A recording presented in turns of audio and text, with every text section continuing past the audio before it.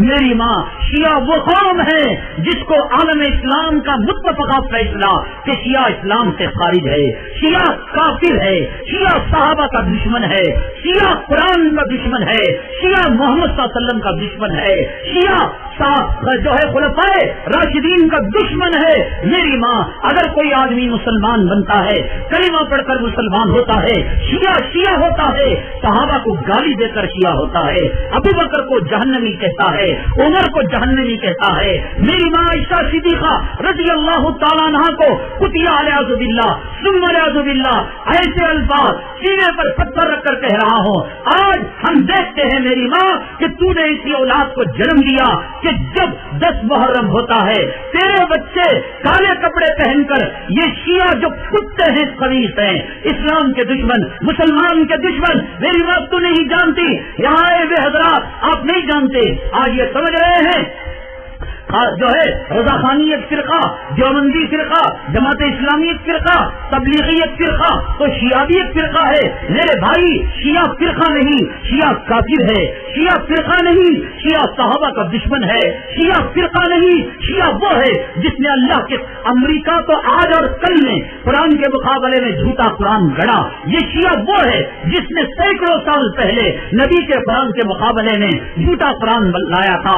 میرے بھائی آج اگر بات کا یقین نہ ہو، مدینہ منورہ مسجد نبوی صلی اللہ علیہ وسلم کے جو رئیس الامام ہیں عبد الرحمن الحذیفی، وہاں کے ائمہ کے لیڈر ہیں، قدیم امام ہیں، وہ وہاں چھوڑ کر کہیں نہیں جاتے، سارے امام چھٹی پر چلے جائیں، وہ امام چھٹی پر نہیں جاتے، وہ کہتے ہیں کہ میری موت آئے گی تو مسجد نبوی کے احاطے میں آئے گی۔ پکا سچا عاشق رسول، ایران کا وزیر خارجہ رفسنجانی جو شیعہ تھا، جب مکہ المکرمہ اور مدینہ المنورہ زیارت کے لیے آیا، حکومت سعودیہ نے عبد الرحمن الحذیفی جو رئیس الامام ہیں مسجد نبوی صلی اللہ علیہ وسلم کے، ان کو لگا دیا کہ تم جو ہے گائیڈ بنا کر اور ظاہر بنا کر تم ان کو دکھا کر لے آؤ، ریاض الجنہ کہاں ہے، گنبد خضرا کہاں ہے، اور جنت البقیع کہاں ہے، صحابہ کی مزاریں کہاں ہیں، یہ دکھایا، وہ دکھایا، یہ دکھایا۔ کتنے مسلمان لوگ ماتم کے موقع پر خود ماتم کرتے ہیں، شربتیں پلاتے ہیں، سبیلے پلاتے ہیں، اور شیعہ قوم سے مشابہت اختیار کرتے ہیں، دشمنان رسول، صحابہ کے دشمن۔ جب رفسنجانی گیا مدینہ منورہ مسجد نبوی صلی اللہ علیہ وسلم، اور یہ عبد الرحمن الحذیفی لے کر گئے ریاض الجنہ، اس کے باوجود رسول اللہ صلی اللہ علیہ وسلم کا روضہ مطہرہ، کہا یہ کون ہے؟ فرمایا ھذا قبر رسول اللہ صلی اللہ علیہ وسلم، یہ جناب محمد رسول اللہ صلی اللہ علیہ وسلم کی مزار مبارک ہے۔ تو کہا ٹھیک ہے، پھر کہا یہ کیا ہے؟ کہا ھذا قبر ابی بکر، پھر کہا یہ کیا ہے؟ ھذا قبر جو ہے عمر، یہ عمر کی قبر ہے، مزار مبارک ہے، یہ ابو بکر صدیق رضی اللہ تعالیٰ عنہ کی مزار مبارک ہے۔ جانتے ہو صدیق کا مقام کیا ہے؟ جانتے ہو فاروق کا مقام کیا ہے؟ صدیق لاکھوں کروڑوں قیامت تک کی نسل آنے والی انسانی میں اللہ کے نبی نے ایک صدیق کو چنا، ایک فاروق کو چنا۔ گلی گلی صدیق کے کارخانے نہیں ہے، گلی گلی فاروق بنانے کی مشینیں نہیں ہیں۔ صدیق کے پاؤں کی جوتی کے ایک ذرے سے ہزاروں اولیاء اللہ پیدا ہوں گے، فاروق کے جوتی کے ایک ذرے سے ہزاروں اقطاب، ہزاروں محدثین پیدا ہوں گے، کروڑوں اقطاب، کروڑوں ابدال ملیں گے، ایک فاروق بنتا ہے، کروڑوں ابدال اور فاروق بنیں گے، ایک صدیق بنتا ہے۔ صدیق کا مقام کوئی معمولی مقام نہیں ہے، صدیق اور فاروق کا مقام کوئی معمولی مقام نہیں۔ رفسنجانی جب اس قبروں کے پاس گیا تو یہ کہا لعنت اللہ علیہما، استغفر اللہ، اللہ کی لعنت ان دو جو ہے قبروں پر ہو۔ یہ وہ لوگ ہیں جو صحابہ کو گالی دینے والے، یہ وہ لوگ ہیں جو صحابہ کرام کو برا بھلا کہنے والے۔ میں حضرات ہماری ماؤں کو ہمارے باپ نے کہا نا، اسے ممی کہو، اسے امی کہو، اسے دادی کہو، جسے ہمارے باپ نے ماں کہا ہم نے اسے ماں مانا، ہم اس کی پیروں تلے اور اس کے قدموں تلے جنت کو تسلیم کرتے ہیں۔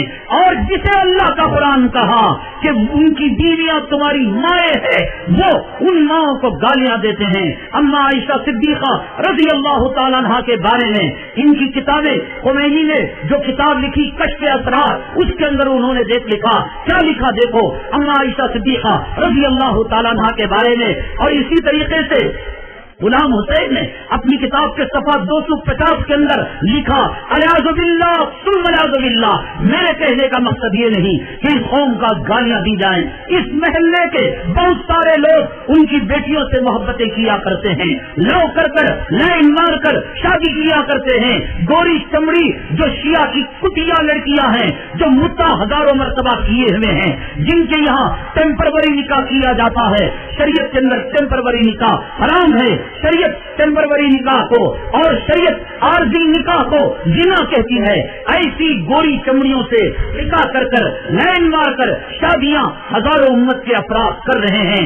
اس غلام حسین نے اپنی کتاب کے اندر شیخ خطیفہ کتاب ہے، یہ کتاب پاکستان کے اندر چھپی ہے، صفحہ 250 کے اندر لکھتا ہے کہ اگر کوئی مرد اپنی بیوی سے مباشرت کرنا چاہے، اگر کوئی شوہر اپنی بیوی سے تنہائی میں ملاقات کرنا چاہے اور وہ یہ چاہے کہ اس مباشرت کا ڈیوریشن، یہ مباشرت لمبی ہو، الیاذ باللہ ثم الیاذ باللہ، اگر ہمت ہو شیعہ کے باپ کو وہ یہاں آئے اور شیخ خطیفہ کی کتاب، غلام حسین کی کتاب شیخ خطیفہ وہ لائٹ ٹیبل پر رکھے، صفحہ 250 جس کے اندر لکھا عضو تناسل پر، پیشاب کرنے کے آلے پر ابو بکر اور عمر نام لکھے، عورت کی شرمگاہ میں عضو کو داخل کرے تو لانگ پیریڈ تک، لمبے عرصے تک یہ زنا کر پائے گا، اپنی بیوی سے ملاقات کر پائے گا۔ کیا بھی شیعہ سے محبت کرو گے؟ اگر اب بھی تم ماتم کرو گے؟ کیا بھی تم سبیلے لگاؤ گے؟ کیا بھی تم شربتیں پیو گے؟ کیا ابھی تم ان کی گوری چمڑیوں پر فدا ہو جاؤ گے، گوری چمڑیوں پر قربان ہو جاؤ گے؟ ہمارے لیے مذہب اسلام ہے، ہمارے لیے صحابہ کا طریقہ ہے، ہمارے لیے ازواج مطہرات کا طریقہ ہے۔ یہ شیعہ دنیا کا یہ تم نے نہیں دیکھا اخباروں کے اندر کہ پاکستان کے اندر رمضان المبارک میں روزے کی حالت میں مسجد میں اعتکاف کرنے والوں پر فائرنگ ہوتی ہے۔ کون خبیث فائرنگ کرتا ہے؟ مسجد کے اندر کرتا ہے، اعتکاف کی حالت میں کرتا ہے، روزے کی حالت میں کرتا ہے، سجدے کی حالت میں کرتا ہے۔ یہی وہ خبیث شیعہ ہے جو صحابہ کا دشمن ہے، اسلام کا دشمن ہے۔ میرے بھائی ان کے طریقوں پر نہ چلو، ان کو دل سے نہ لگاؤ، ان کی لڑکیوں سے بیاہ نہ کرو۔ اگر وہ اسلام انہوں نے قبول کر لیا، سنیت پر آ گئی، طائب ہو گئی شیعت سے، تو ان کو اپنی نگاہ میں باقی رکھو۔ اگر وہ اپنے طریقے پر اور تم اپنے طریقے پر، اور پھر یہ چاہو کہ اس لڑکی سے کوئی مسلمان پیدا ہو جائے، اس لڑکی سے کوئی حافظ قرآن پیدا ہو جائے، مشرق سے مغرب، شمال سے جنوب، لاکھوں کروڑوں شیعہ میں اللہ نے ایک شیعہ بھی ایسا نہیں بنایا جس کے سینے کے اندر اللہ نے اپنے قرآن کو رکھا ہے۔ اللہ نے کہا جو میرے ابو بکر کو گالی دے، جو میرے فاروق کو گالی دے، جو میرے صحابہ کو گالی دے، جو میرے علی کو توہین کرے، یعنی مقام سے اونچا بنانا بھی، خدا بنانا بھی، یہ بھی توہین ہے۔ آپ راستے میں کسی چمار کو کہیں کہیے منسٹر صاحب، وہ جوتا نکال لے گا۔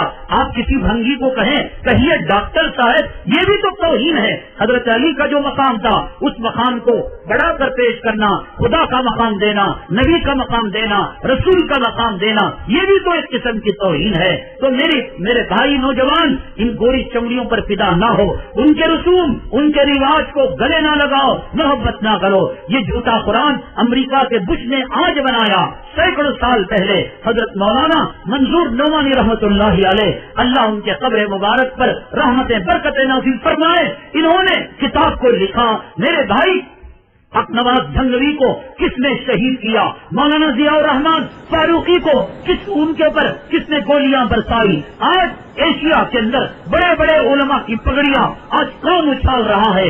آج عزتوں سے کون کھیل رہا ہے؟ یہ وہ قوم ہے کہ ان کے یہاں غدیر قم نام کی ایک رات ہوتی ہے جس میں تاریخ کر دیا جاتا ہے، ماحول کو ڈارک کر دیا جاتا ہے، اس کے اندر مادہ ذات برہنے ہو جاتے ہیں، لڑکے بھی لڑکیاں بھی، جو جس کے ہاتھ آتا ہے وہ زنا کرتا ہے۔ اگر ماں بھی لگ جائے، اگر بھائی کے ہاتھ بہن بھی لگ جائے تو وہ اس سے زنا کرتا ہے۔ ان لوگوں کا عقیدہ ہے کہ اس رات میں جو حمل ٹہلتا ہے اس سے جو حرام کا پیڑا پیدا ہوتا ہے وہ وقت کا ایمان بنتا ہے۔ ایسے عقیدہ رکھنے والے، ایسے اسلام کے دشمن، ایسے مسلمانوں کے دشمن، ایسے صحابہ کے دشمن ہمیں پتہ چلا ہے۔ خاص طور سے اس علاقے کے بہت سارے لوگ جو ہے ان کی لڑکیوں سے بیاہ کرتے ہیں، ان سے تعلقات قائم کرتے ہیں، اور ایسی عورتوں سے اس بات کی امید رکھنا کہ یہ عورتیں جو ہے مسلمان بچوں کو جنم دیں گی اور اسلام کے نام لیواؤں کو، اسلام کے عاشقوں کو جنم دیں گی۔ میرے بھائی ایسا نہیں ہو سکتا۔ بچوں کی تربیت کے بارے میں ایک بات یہ کہی جاتی ہے کہ بچوں کی جو تربیت ہوتی ہے وہ ماؤں کے گود کے اندر ہوتی ہے۔ غلط بات ہے، ماں کے گود میں نہیں بلکہ ماں سے بچے کی تربیت ہوتی ہے۔ ایک نوجوان جب شادی کے لیے لڑکی کو سلیکٹ کرتا ہے وہیں سے بچے کی تربیت کا آغاز ہو جاتا ہے۔